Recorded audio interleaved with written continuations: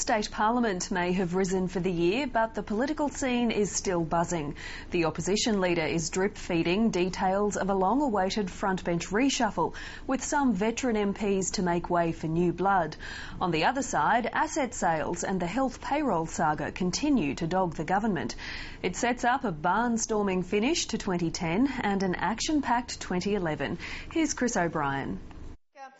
We began this year with a very strong plan for Queensland's economy, and as we get to the end of the parliamentary year, we can see that that plan has been systematically delivered every month throughout this year. Summing up the year, the Premier put a positive spin on 2010, including the big story of asset sales. What we will do with the proceeds of Queensland Rail, as we committed to, is we will use it to pay down Queensland's debt. And there was a last-day surprise. The next asset on the catalogue, Queensland Motorways, won't be privatised, but will be transferred to the Queensland Investment Corporation. This will keep the state's toll roads in public hands while strengthening our state's finances. This is a win-win outcome. But is it a win politically? The polls have plummeted this year for the Premier and Labor, not the least because of asset sales. She says it's up to others whether this last-minute twist will help. And fittingly, much of this last week was devoted to the other big controversy of the year, fixing the Queensland health payroll system. Overall, the entire body of work is expected to cost $209 million over 3 financial years. This $209 million is comprised of $107 million towards additional payroll staff who are required to deliver the fortnightly pay. We know the pay system is now operating much more accurately than it once was, but it remains labour-intensive and inefficient.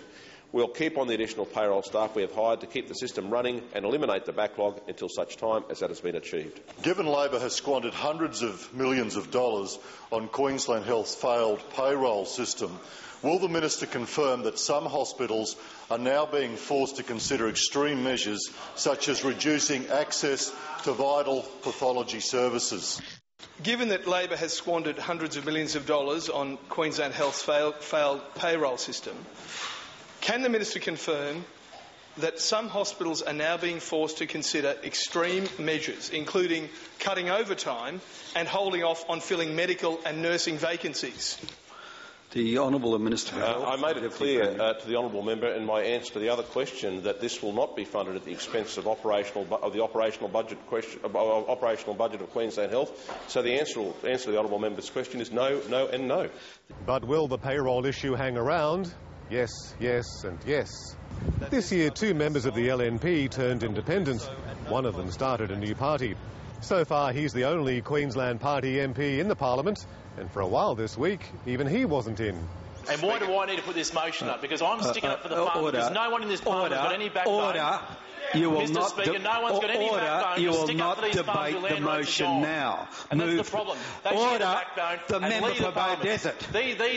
Beaudesert. These farmers are crying out for some help, and there's no opposition in this state. I warn the member for Beaudesert. Get a backbone. I warn the member for Beaudesert under 253A. I therefore ask you to remove yourself from the House for an hour. The House has risen for the year, but it's a bit early to say Merry Christmas. It's still only Movember. My question's to the very dapper and cosmopolitan-looking Minister for Main Roads. I thank the member for Morayfield for the question. He took the challenge last year, and close to $2,000 so far on this bit of lip on top, a bit of hair on top of the lip, all for men's health. So a great cause, great cause. It's also the start of the Ashes series, but that's no excuse for the Sports Minister's excruciating barrage of cricket puns. Local sports and recreation jobs plan gone. Active inclusion program back to the pavilion. Sports infrastructure program plum. Support for state sporting organisations. Let's go to the third umpire, Mr. Speaker.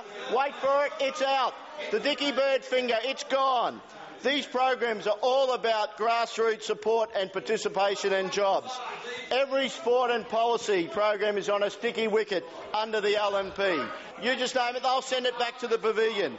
Local sporting clubs will be losers and looking like paddles, dragging their back on a long walk back to the pavilion. And so to the future. Will the Treasurer and the Opposition Leader continue their escalating war of words? The question is fast becoming in this place no longer what does the Leader of the Opposition stand for and what will he do, but what will that gormless collection of floaters next to him do, Mr Speaker? What will they do about it, because the Opposition Leader's going to do nothing?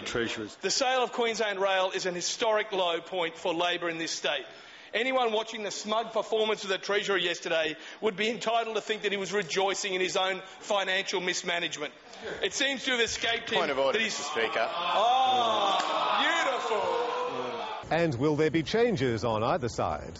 Mark my words, the reshuffle that we've heard talked about all year will start the minute this parliament stops. As soon as everybody in the LNP goes back to their electorates, that'll be when we see the reshuffle that the Leader of the Opposition has talked about all year. 9 ministers in all, half the cabinet, all eyeing retirement. Mr Speaker, that's not a front bench, it's a departure lounge. Mr Speaker, add to that another 10 parliamentary secretaries and MPs who want to avoid the voters' baseball bats.